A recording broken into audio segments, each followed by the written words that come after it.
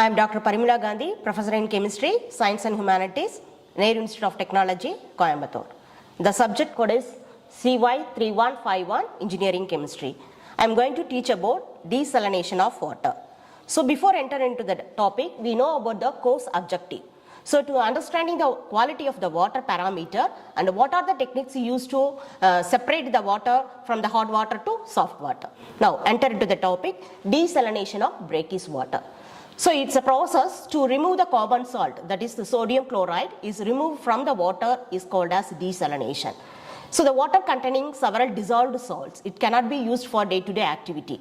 After removing these impurities only we have to use. This is called brackish water. So depends upon the dissolved salt dissolved into the water, it mainly classified into three types: fresh water, brackish water, sea water.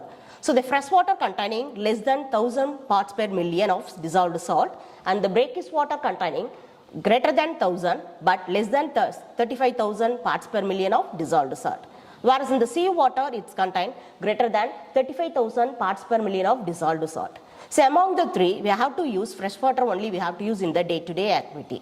So the sea water sometimes we have to use after remove the dissolved salt from the water. So the technique name is reverse osmosis. So in this reverse osmosis, the two solutions having the different concentration is flow from lower concentration side to higher concentration side with the help of semi-permeable membrane. This semi-permeable membrane is separated the salt from the hot water and it converted into the soft water. This process is called as osmosis and the corresponding force is called osmotic pressure. But our aim is to separate the soft water from the hot water.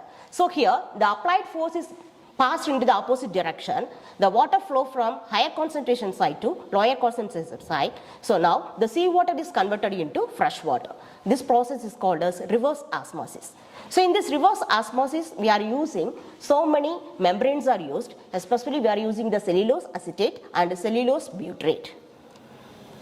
So see the diagram. Here the applied force is passed into the opposite direction. The salt water, that is called the saline water, is converted into the fresh water with the help of semi-permeable membrane. So what are the main advantages this reverse osmosis process means? Is that the lifetime of the membrane is very high and is easily replaced within the few minutes. And it's also remove the ionic, non-ionic and colloidal impurities also.